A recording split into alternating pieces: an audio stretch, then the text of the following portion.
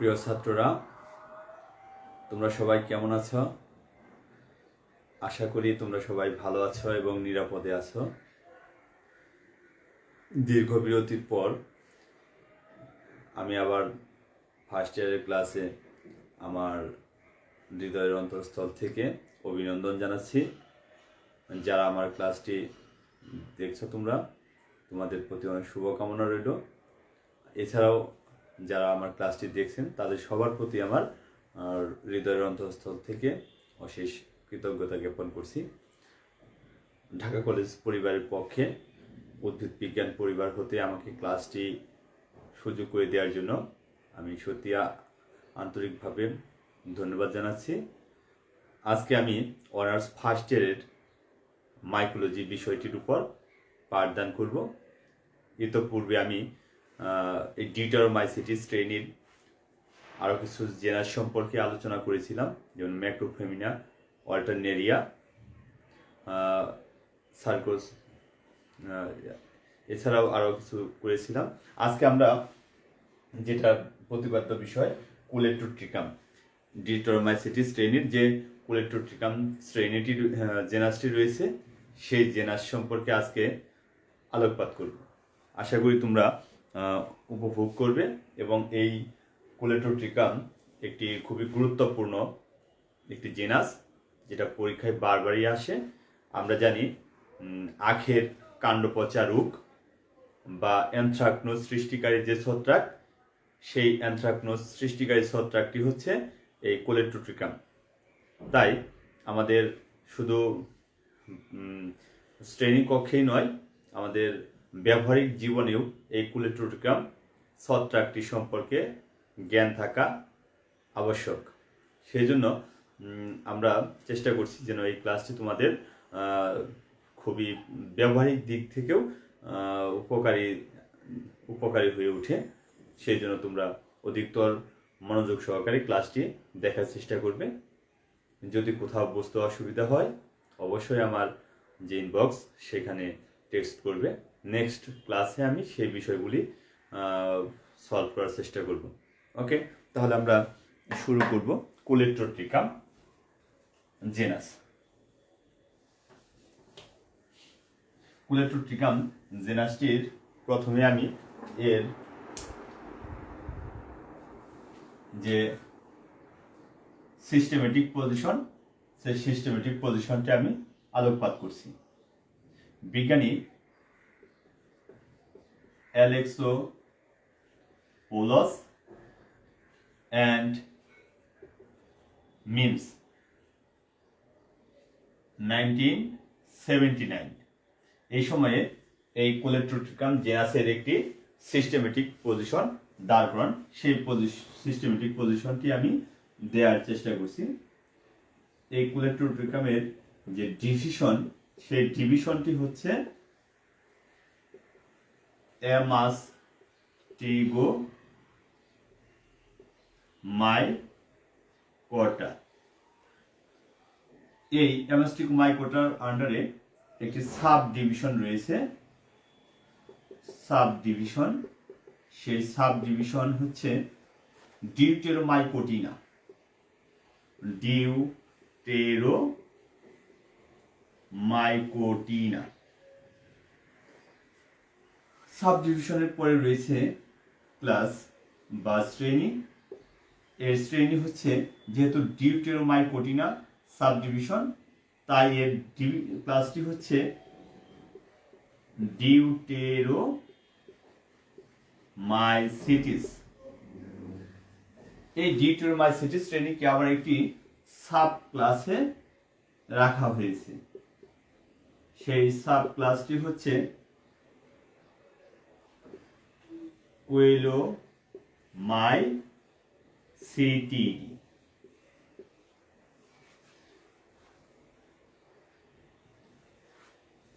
এর অর্ডার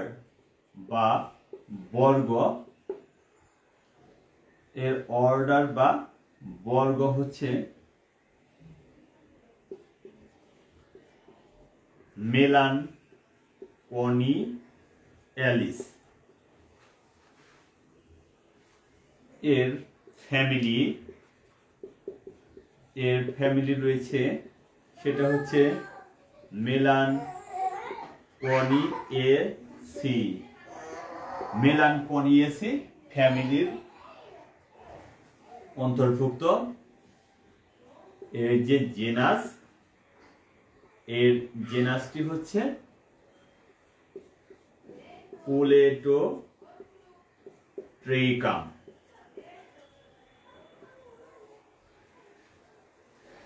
তো বিজ্ঞানী অ্যালেক্সোপোলাস এবং মিমস যে সিস্টেমেটিক পজিশনটি দিয়েছেন কোলেটোট্রিকাম সম্পর্কে, সেটি হচ্ছে division Amastigomycota, sub division Deuteromycotina, class Deuteromycetes, sub class Coelomycetidae, order Melanconiales, family Melanconiaceae এবং এর জেনাস কোলেটোট্রিকাম।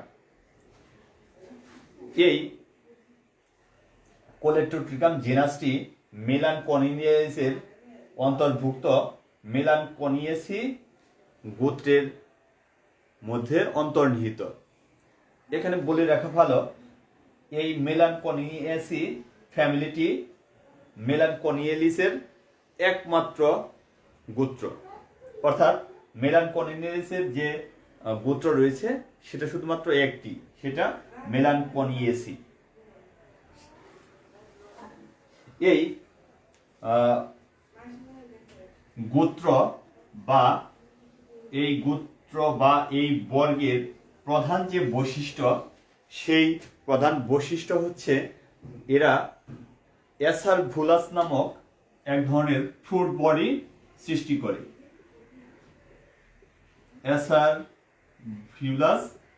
অ্যাসারভিউলাস নামক এক ধরনের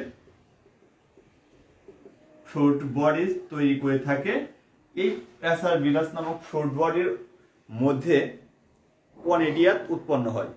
এই কনেডিয়ার মাধ্যমে অ্যাসেক্সুয়াল রিপ্রোডাকশন সম্পূর্ণ হয়ে থাকে। অ্যাসারভিউলাসটি সাধারণত উদ্ভিদের যে বাকল বা কিউটিকল বা এপিডার্মিস এর ত্বকের নিচে জড়সড় হয়ে এক ধরনের অঙ্গ তৈরি করে থাকে, যাকে বলা হয় স্ট্রোমা। সেই স্ট্রোমার মধ্যে এই কনেডিয়া নামক অযৌনস্পোর উৎপন্ন করে। এই যে ফিগার অ্যাসারভিলাসের, সেটা আমরা পরবর্তীতে আলোচনা করব।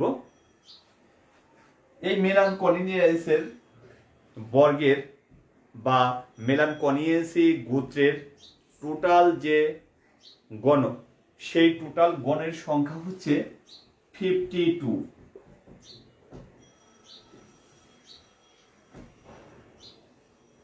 মেলানকনিয়েসি গোত্রের 52টি জিনাস রয়েছে। এই জিনাসগুলির মধ্যে ইম্পর্টেন্ট যে জিনাস সেগুলির আলোচনা করছি, সেগুলি হচ্ছে কোলেটোট্রিকাম, যে জিনাসটি এখন আমি আলোচনা করব। এছাড়া রয়েছে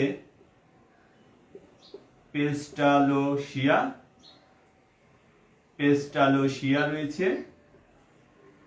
এছাড়াও রয়েছে পেস্টালোলিওপসিস, এটা একটি জিনাস, এবং মার্সোনিনা। তাহলে এই 52টি জিনাসের কিছু গুরুত্বপূর্ণ জিনাস হচ্ছে কোলেটোট্রিকাম, পেস্টালোলিওসিস এবং মার্সোনিনা। এগুলো হচ্ছে গুরুত্বপূর্ণ কিছু জিনাস। এই মেলানকনিয়ালিস বর্গটি সাধারণত উদ্ভিদের দেহে অ্যানথ্রাকনোজ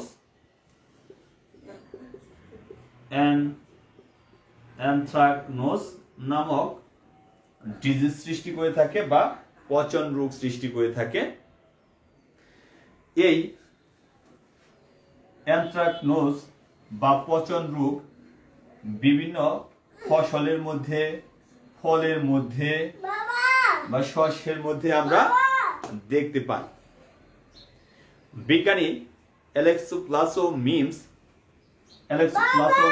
এই মেলানকোনিলিসের যে প্রজাতির সংখ্যা, সেই প্রজাতির সংখ্যা বা স্পিসিস নাম্বার লিখেছেন বা অবজার্ভ করেছেন প্রায় 1000টি। কিন্তু পরবর্তীতে বা অতি সম্প্রতি গবেষণার মাধ্যমে এটা প্রতীয়মান হয়েছে এই প্রজাতির সংখ্যা প্রায় 21টি।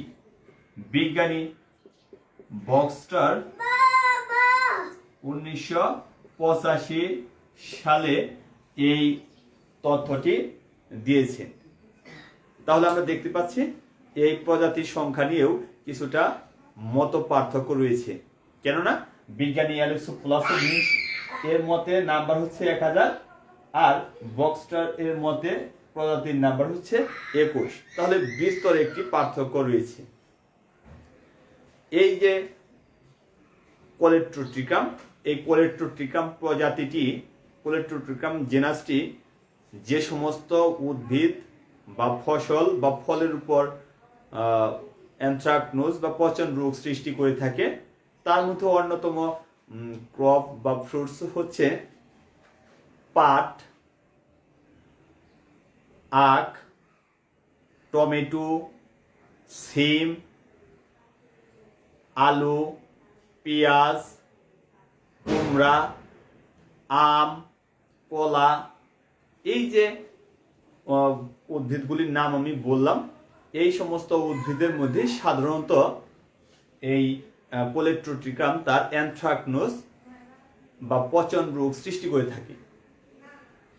এই অ্যানথ্রাকনোজ বা পচন রোগ সৃষ্টির মাধ্যমে এরা তাদের রোগের বহিঃপ্রকাশ ঘটায় বলে এই কোলেট্রোট্রিকামকে বলা হয়ে থাকে অ্যানথ্রাকনোজ ফাঞ্জি। যেহেতু এরা অ্যানথ্রাকনোজ ডিজিজ সৃষ্টি করে থাকে, সেই জন্য এদের নামই হয়েছে অ্যানথ্রাকনোজ ছত্রাক। এই ছত্রাকটা আরেকটি বৈশিষ্ট্য রয়েছে, এরা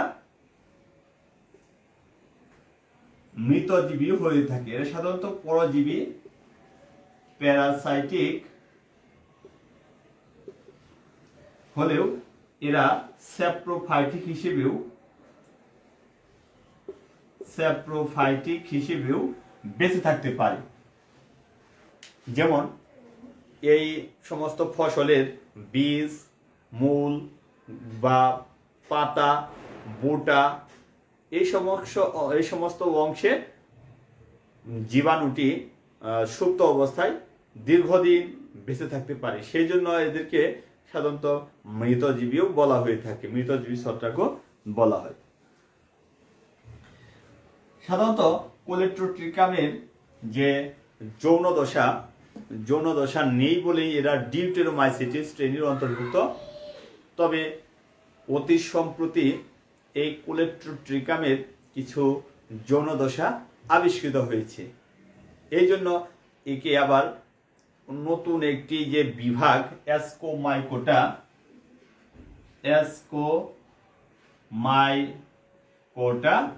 বিভাগে ট্রান্সফার করা হয়েছে। যেমন কোলেটোট্রিকাম ফ্যালকাটাম। কোলেট্রোট্রিকাম ফ্যালকাটাম হচ্ছে red rot of sugarcane এর প্যাথোজেন। অর্থাৎ এরা যে সুগার ক্যান বা আখের রেড রট বা অ্যানথ্রাকনোজ সৃষ্টিকারী ছত্রাক, যার মধ্যে পরবর্তীতে যৌন দশা আবিষ্কৃত হয়েছে। এই যৌন দশা আবিষ্কৃত হয়েছে যে জন্য একে নাম হয়েছে গ্লুমেরেলা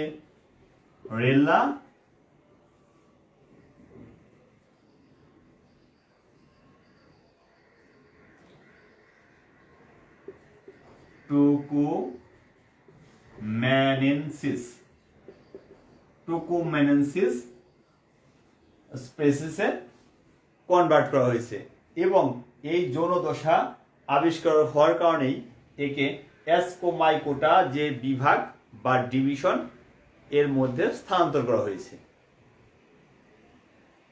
তাহলে আমরা তখন এই কোলেটোট্রিকাম জিনাসের যে ইন্ট্রোডাকশন বা ভূমিকা, সেই ভূমিকাগুলি আলোচনা করলাম। সেখানে আমরা দেখতে পেলাম কোলেটোট্রিকাম কোন ফ্যামিলি বা ক্লাসের শ্রেণীর অন্তর্ভুক্ত, এর প্রজাতির সংখ্যা কত, এর রোগ সৃষ্টিকারী উদ্ভিদ সমূহের নাম এবং অতি সম্প্রতি যে এর যৌন দশা আবিষ্কৃত হয়েছে, এই জন্য একে আবার নতুন একটি যে বিভাগ অ্যাসকোমাইকোটা সেখানে স্থানান্তর করা হয়েছে। এবং আরও দেখেছি আমরা কোলেটোট্রিকামের সিস্টেমেটিক পজিশন, যেটা অ্যালেক্সোপোলাস ও মিমসের অনুসারে আমি আলোচনা করেছি। এবার এর স্ট্রাকচার বা ভেজিটেটিভ স্ট্রাকচার সম্পর্কে আলোচনা করব।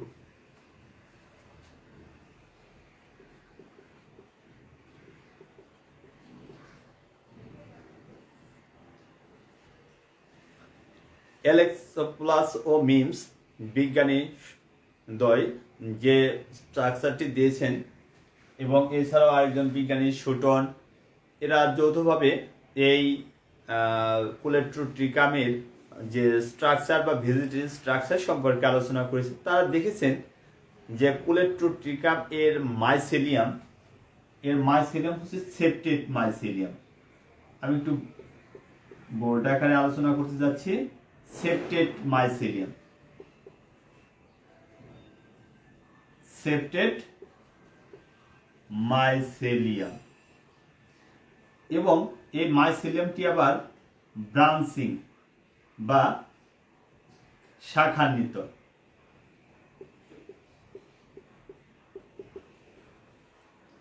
আমরা যদি একটু চিত্র অঙ্কন করি তাহলে দেখতে পাবো যে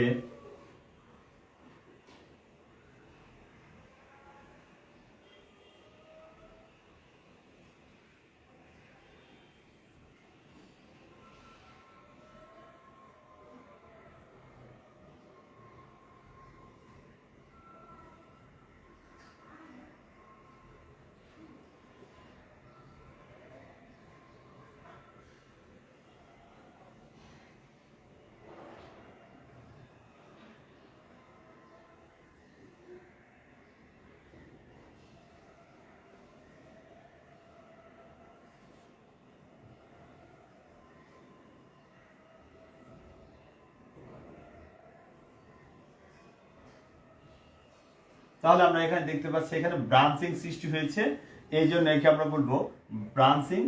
আর এই যে মাইসেলিয়াম, এই মাইসেলিয়ামের মধ্যে এরকম সেপ্টা রয়েছে বা প্রস্থপ্রাচীর রয়েছে, সেই জন্য এদেরকে আমরা বলি প্রস্থপ্রাচীর যুক্ত শাখান্বিত একটি মাইসেলিয়াম রয়েছে। তাহলে এটি একটি কোলেটোট্রিকামের মাইসেলিয়ামের স্ট্রাকচার আমি অঙ্কন করার চেষ্টা করলাম। ট্রিকিয়াম এর মাইসেলিয়াম।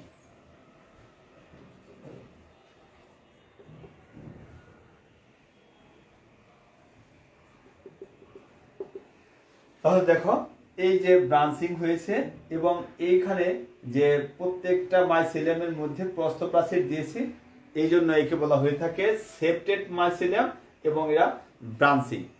তবে মাইসেলিয়াম যখন ইম্যাচিউর অবস্থায় থাকে বা অপরিণত অবস্থায় থাকে তখন এর কোনো বর্ণ থাকে না, বর্ণহীন থাকে। কিন্তু পরবর্তী মাইসেলিয়াম যখন ম্যাচিউর বা পরিপক্ক হয় তখন এটি কালো বা বাদামি বর্ণের সৃষ্টি হয়ে থাকে এবং এরা পোষক কোষের অভ্যন্তরে বা ইন্ট্রাসেলুলার স্থানে অবস্থান করে থাকে। আমি আবার বলছি, এরা পোষক কোষের ইন্টারসেলুলার স্পেস অথবা ইন্ট্রাসেলুলার স্পেসের মধ্যে অবস্থান করে থাকে। এরা সেই পোষক কোষের অভ্যন্তরে বা ফাটলে বা কিউটিকলে, যেটা ইন্ট্রাসেলুলার বা ইন্টারসেলুলার অংশে অবস্থান করে স্ট্রোমা তৈরি করে থাকে। সেই স্ট্রোমার উপরে একটি ফ্রুট বডি তৈরি হয়, যাকে বলা হয় অ্যাসারভুলাস। এই অ্যাসারভুলাস একটি গুরুত্বপূর্ণ ক্যারেক্টারিস্টিক্স কোলেট্রোট্রিকামের। এই হচ্ছে কোলেট্রোট্রিকামের ভেজিটেটিভ স্ট্রাকচার। এবার আমরা দেখব এর রিপ্রোডাকশন বা প্রজনন।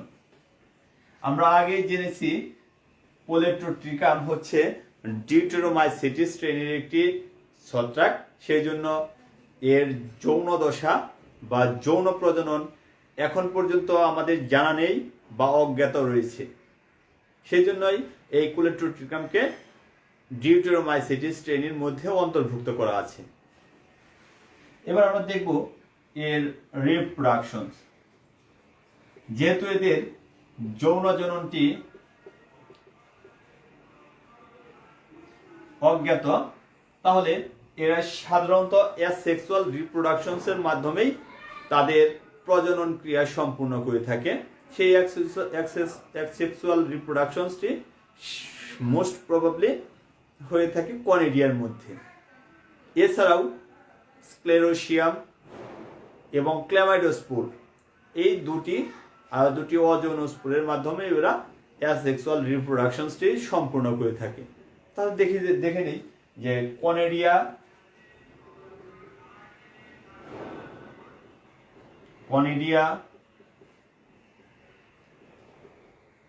ক্ল্যামাইডোস্পোর,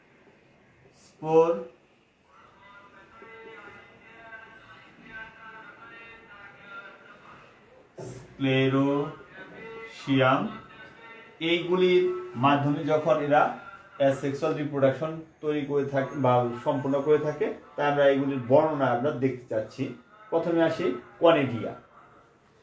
কনিডিয়া সাধারণত কিউটিকল বা ত্বকের নিচে অ্যাসারভিলাস নামক ফ্রুট বডির মধ্যে উৎপন্ন হয়। আমরা যদি একটি এই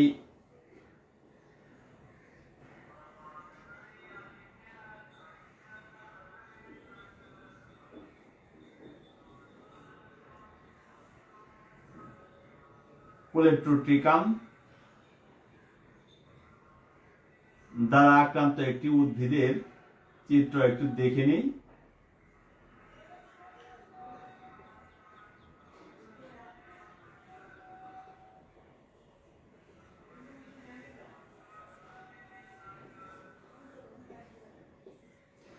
দেখব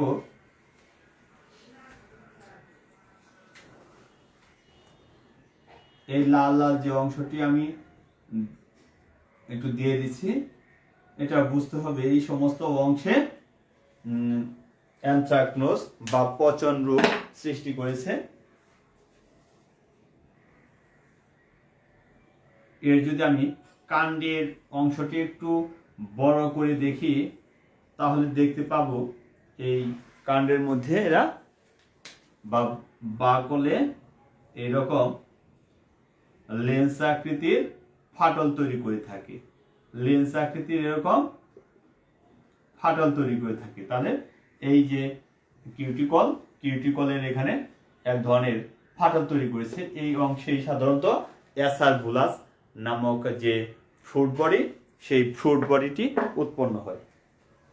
তাহলে আমি যে ফ্রুট বডিটি এখন অঙ্কন করব, প্রিয় ছাত্ররা তোমরা অবশ্যই আমার সাথে সাথে অঙ্কন করার চেষ্টা করবে।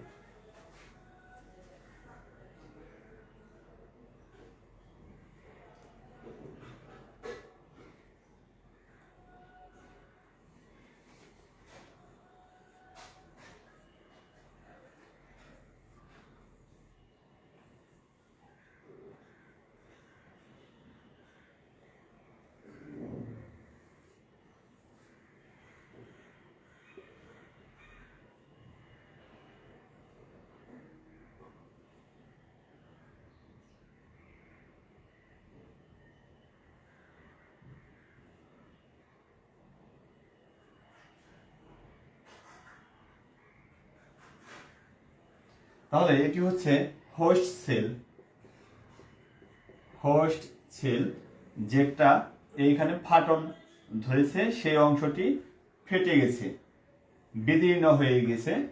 আর নিচে যে অংশটা আমরা অঙ্কন করলাম, তাহলে এটা হচ্ছে পোষক কোষের উপরে বা কিউটিকলের মধ্যে প্রবিষ্ট একটি অংশ, যাকে বলা হয়ে থাকে স্ট্রোমা। যাকে বলা হয়ে থাকে স্ট্রোমা। এই স্ট্রোমার উপরেই, সেই স্ট্রোমার উপরেই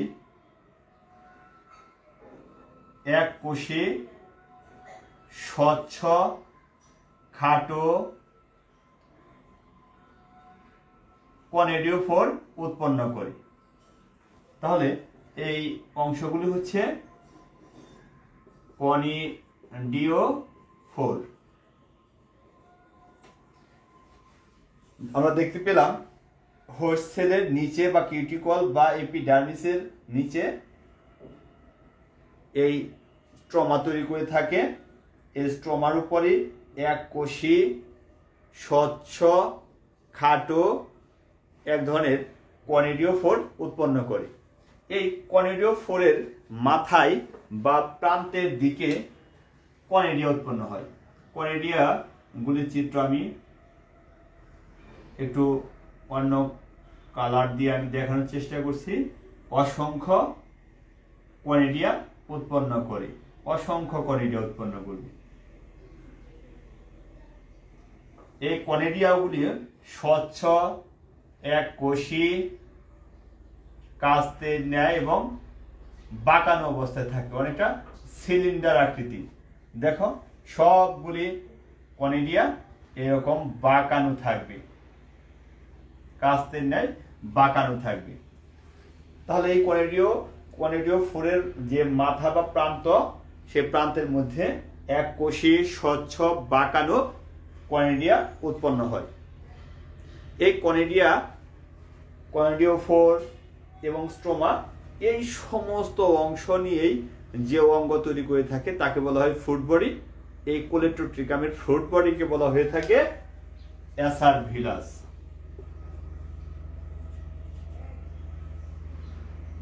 অ্যাসারভিউলাস।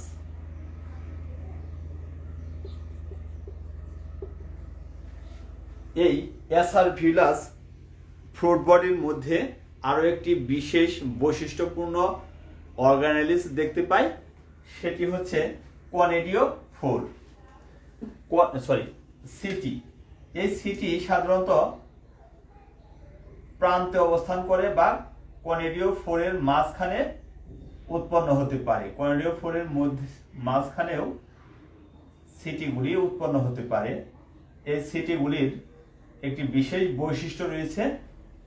আমরা চিত্রে যদি দিকে তাকাই তখন দেখতে পাবো এই সিটিগুলি আকারে লম্বা এবং সরু এবং অশাখ বা নন ব্রাঞ্চিং।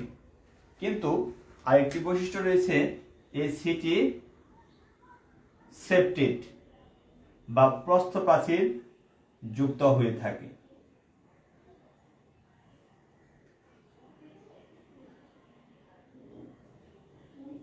এরা কালো বা বাদামি বর্ণের হয়ে থাকে। তাহলে কি দেখতে পেলাম? একটি অ্যাসারভিউলাসে দেখতে পেলাম এটি হোস্ট সেলের অভ্যন্তরে বা কিউটিকল বা এপিডার্মিসের মধ্যে একটি স্ট্রোমা তৈরি করবে।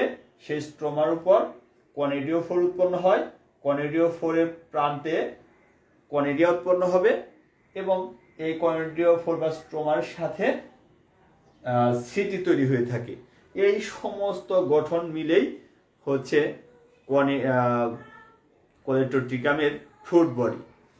আর এই যে কনিডিয়া, সেই কনিডিয়া পরবর্তীতে জার্মিনেশনের মাধ্যমে বংশ বিস্তার করতে পারে। আমি তাহলে জার্মিনেশনটা দেখে দিই।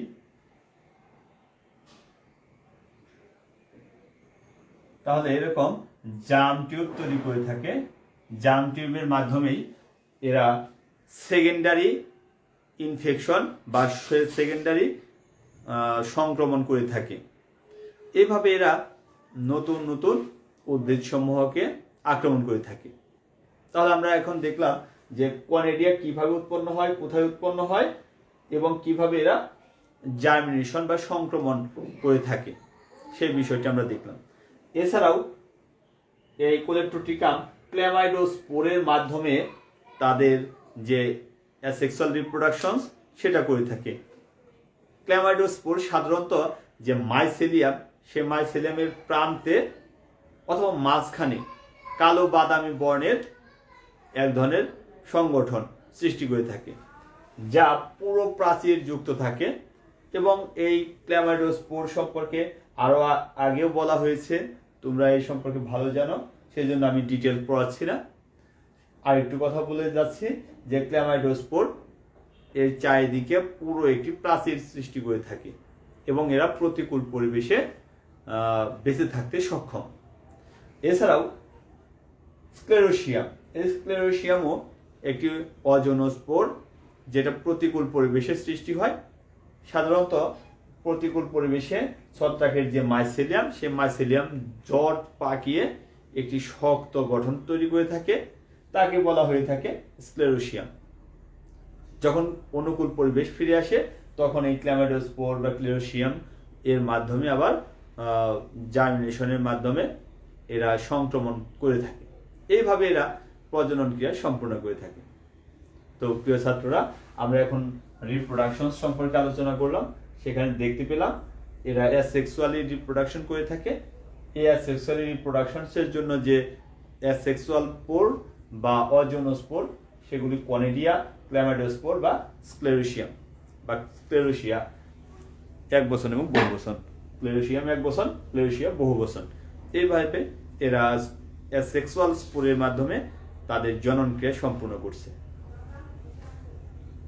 তাহলে চিত্রটি আমি একটু মুছে দেই।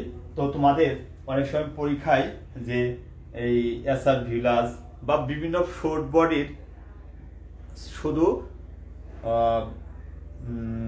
লেবেলিং সহ চিত্র জানতে চাওয়া হয়, সেজন্য চিত্রটি অবশ্যই গুরুত্বপূর্ণ।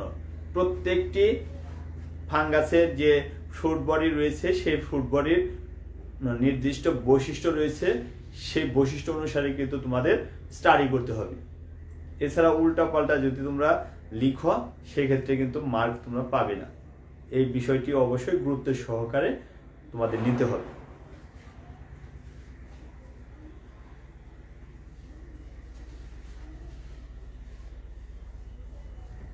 এবার আমরা জেনারেল ক্যারেক্টারিস্টিক সম্পর্কে জানব। General characteristics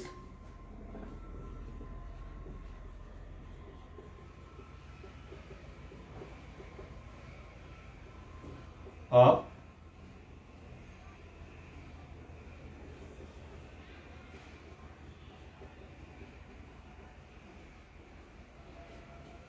Coleoptrichum। এক নম্বর, সোমাটিক স্ট্রাকচার। আমরা যদি একটু কৌশল অবলম্বন করি তাহলে কিন্তু এই জেনারেল ক্যারেক্টারিস্টিক্স বা সাধারণ বৈশিষ্ট্য সম্পর্কে খুব সহজেই আলোচনা করতে পারব। আমরা ইতিপূর্বে এই ছত্রাকের অনেক বিষয় নিয়ে আলোচনা করেছি, সেই বিষয়গুলি যদি আমরা একটু হাইলাইট করে দেই তাহলে এর জেনারেল ক্যারেক্টারিস্টিক্স হয়ে যাচ্ছে। দেখো কিভাবে করা যায়। সোমাটিক স্ট্রাকচার, এর সোমাটিক স্ট্রাকচারটা বর্ণনার সময় বলেছি, এটা হচ্ছে সেপ্টেট মাইসেলিয়াম। এছাড়াও মাইসেলিয়ামটি ব্রাঞ্চিং হবে, ব্রাঞ্চিং হয়ে থাকে। যখন এই মাইসেলিয়ামটি ইমম্যাচিউর থাকে তখন এটি স্বচ্ছ বা হায়ালিন থাকে, স্বচ্ছ বা হায়ালিন থাকে। কিন্তু যখন ম্যাচিউর হয়ে যায় তখন এরা ব্ল্যাক বা ব্রাউন কালার ধারণ করে, ব্ল্যাক অর ব্রাউন কালার ধারণ করে when mature। ওকে, তাহলে আমরা দেখতে পাচ্ছি এর সোমাটিক স্ট্রাকচারটা হচ্ছে সেপ্টেট মাইসেলিয়াম, মাইসেলিয়ামটা ব্রাঞ্চিং হবে, ইমম্যাচিউর অবস্থায় হায়ালিন, when it mature তখন ব্ল্যাক বা ব্রাউন কালার ধারণ করছে। এর মাইসেলিয়াম ইন্টারসেলুলার বা ইন্ট্রাসেলুলার হয়ে থাকে। ইন্টারসেলুলার বা ইন্ট্রাসেলুলার হয়ে থাকে এবং এরা কিউটিকলের মধ্যে বা এপিডার্মিসের নিচে অবস্থান করে। কিউটিকল বা এপিডার্মিসের নিচে এরা অবস্থান করে এবং এরা কালো বর্ণের জট পাকিয়ে, অর্থাৎ মাইসেলিয়াম কালো বর্ণের হয়ে থাকে এবং জট পাকিয়ে এরা যে স্ট্রাকচারটা তৈরি করে থাকে তাকে বলা হয় স্ট্রোমা। এই স্ট্রোমার উপরেই সাধারণত এর ফ্রুট বডি তৈরি হয়ে থাকে। এর ফ্রুট বডিকে বলা হয়ে থাকে এসার ভিউলাস। এসার ভিউলাস।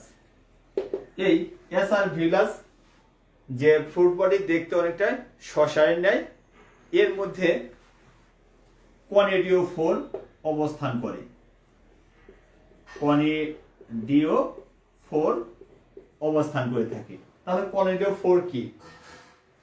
ইউনিসেলুলার, হায়ালিন বা স্বচ্ছ, খাটো এবং কনেডিওফোরের মাথায় কনেডিয়া সৃষ্টি হয়ে থাকে। এরপরে আসো কনেডিয়া। কনেডিয়া, তাহলে কনেডিয়া কি?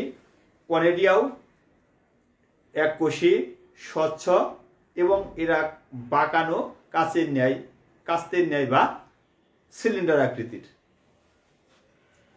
এই কনেডিওফোর যখন জার্মিনেশন করে এরা সেকেন্ডারি ইনফেকশন সৃষ্টি করে থাকে। এছাড়াও এরা ক্ল্যামাইডোস্পোর তৈরি করে থাকে। ক্ল্যামাইডোস্পোর তৈরি করে। এছাড়াও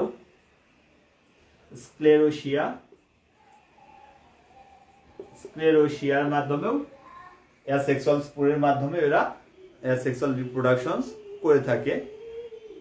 এই ক্ল্যামাইডোস্পোর বা স্ক্লেরোশিয়া এরা সাধারণত যখন ফেভারেবল কন্ডিশন থাকবে না, অনুকূল পরিবেশ থাকে না, প্রতিকূল পরিবেশ অতিক্রমের জন্য এই ধরনের স্পোর তৈরি হয় এবং এই স্পোরগুলি সাধারণত অনুকূল পরিবেশে ফিরে আসলেই জার্মিনেশনের মাধ্যমে উদ্ভিদকে আক্রমণ করে থাকে। এই সমস্ত কোলেট্রোগ্রামের প্রধান বৈশিষ্ট্য, এরা সাধারণত অ্যানথ্রাকনোজ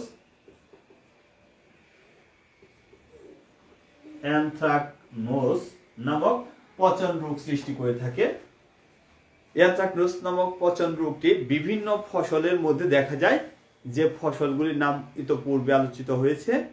আমি আবারও বলছি, পাট, তুলা, টমেটো, সিম, আলু, পেঁয়াজ, কুমড়া, আম, কলা, এই সমস্ত ফসলের মধ্যে অ্যানথ্রাকনোজ বা পচন রোগ সৃষ্টি করে থাকে এবং এরা সাধারণত মৃতজীবী হিসেবেও বিভিন্ন অংশের মধ্যে বেঁচে থাকতে পারে, যেমন বীজ, বোটা, উচ্ছিষ্ট অংশ বলতে আবর্জনা, পাতা, এই সমস্ত অংশে এই কোলেট্রোট্রিগাম প্রজাতিটি সাধারণত দীর্ঘদিন পর্যন্ত সুপ্ত অবস্থায় থাকতে পারে এবং এরা ইনোকুলাম হিসেবে ব্যবহৃত হয়। অর্থাৎ পরবর্তীতে যখন সেই ফসলগুলি উৎপন্ন হয়, সেই ফসলের মধ্যে ইনোকুলাম থেকে সেকেন্ডারি ইনফেকশন শুরু করে থাকি। আমরা এখন একটু গুরুত্ব দেখে নিব।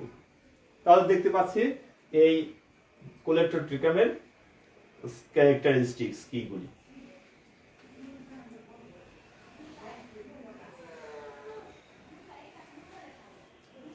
আমরা দেখে নেই এই যে অ্যানথ্রাকনোজ সৃষ্টি করে, সেই অ্যানথ্রাকনোজ সৃষ্টিকারী স্পেসিফিক কিছু উদ্ভিদ প্যাথোজেনের প্রজাতি সম্পর্কে আলোচনা করব। প্রথমে আমরা আলোচনা করব কোলেটোট্রিকাম গোসাইপি, অর্থাৎ এই কোলেটোট্রিকাম গোসিপি তুলা গাছে অ্যানথ্রাকনোজ সৃষ্টি করে থাকে। কুলেট্রিকাম ক্যাপসিসি। এই কুলেট্রিকাম ক্যাপসিসি এরা মরিচের মধ্যে অ্যানথ্রাকনোজ সৃষ্টি করে থাকে। কুলেট্রিকাম পরচুরাম, এই কুলেট্রিকাম পরচুরাম যে পাট গাছে অ্যানথ্রাকনোজ সৃষ্টি করে থাকে। কুলেট্রিকাম ফেলকাটাম, এটি সুগার ক্যানের রেড রট বা অ্যানথ্রাকনোজ সৃষ্টি করে থাকে। এবং কুলেট্রিকাম লিনি, এটি তিসির মধ্যে অ্যানথ্রাকনোজ সৃষ্টি করে থাকে। তো প্রিয় ছাত্ররা, তোমরা দেখতে পাচ্ছ যে কিছু গুরুত্বপূর্ণ কুলেট্রিকামের স্পিসিস সম্পর্কে আলোচনা করা হলো। এরা স্পেসিফিক উদ্ভিদের মধ্যে অ্যানথ্রাকনোজ সৃষ্টি করে থাকে। আমি আবারও বলছি, কুলেট্রিকাম গসিপি এটা তুলা গাছে অ্যানথ্রাকনোজ সৃষ্টি করে। কুলেট্রিকাম ক্যাপসিসি এটা মরিচের মধ্যে অ্যানথ্রাকনোজ সৃষ্টি করে থাকে। কুলেট্রিকাম পরচুরাম এটি পাট গাছে আক্রমণ করে থাকে এবং অ্যানথ্রাকনোজ সৃষ্টি করে। কুলেট্রিকাম ফেলকাটাম যেটা আখের রেড রড বা অ্যানথ্রাকনোজ সৃষ্টিকারী ছত্রাক। এবং কুলেট্রিকাম লিনি এটা তিসির মধ্যে তারা এই অ্যানথ্রাকনোজ সৃষ্টি করে থাকে। আমরা পরীক্ষার সময় অনেক সময় কিন্তু এই কুলেট্রিকাম ক্যাপসিসি দিয়ে থাকি। কুলেট্রিকাম ক্যাপসিসির মধ্যে আমরা দেখে পাই যে কিভাবে এই কুলেট্রিকাম রয়েছে, সেটা কিন্তু আমরা প্র্যাকটিক্যালেও করে থাকি। সেই জন্য আমি বলবো এই কুলেট্রিকাম জেনাসটি তোমাদের জন্য খুবই গুরুত্বপূর্ণ, ব্যবহারিক দিক থেকেও এবং আমাদের নিজেদের জানার জন্য। কারণ এই ফসলগুলি কিন্তু আমরা সবাই চাষ করে থাকি, আমাদের নিত্য প্রয়োজনীয় ফসল। সেই নিত্য প্রয়োজনীয় ফসলের মধ্যে এই ছত্রাকটি আক্রমণ করে থাকে। যেন আমরা এই ছত্রাকটি সম্পর্কে যদি ভালো জানি, তাহলে এই রোগ প্রতিরোধ কিভাবে করা যায়, কিভাবে ফসল আরো অধিকতর উন্নত ফসল তৈরি করা যায় আমরা জানতে পারবো। সেই জন্য আমি বলবো এই কুলেট্রিকাম জেনাসটি তোমরা ভালোভাবে আয়ত্ত করবে। যদি বুঝতে অসুবিধা হয় সেক্ষেত্রে অবশ্যই আমাকে ইনবক্স করবে। এ পর্যন্ত তোমরা সবাই ভালো থাকো। এতক্ষণ আমার ক্লাসটি ধৈর্য সহকারে দেখার জন্য তোমাদের সবাইকে আমি আবারও কৃতজ্ঞতা জানাচ্ছি। এছাড়াও আমার ক্লাসটি যারা দেখছেন ছাত্রদের বাইরেও, তাদের প্রতি আমার হৃদয়ের অন্তঃস্থল থেকে অসংখ্য ধন্যবাদ জ্ঞাপন করছি। ঢাকা কলেজের পক্ষে উদ্ভিদ বিজ্ঞান পরিবার হতে আমাকে ক্লাসটি দেওয়ার জন্য আমি আবার কৃতজ্ঞতা প্রকাশ করছি। ভালো থাকেন, সুস্থ থাকেন, বেস্ট অফ লাক।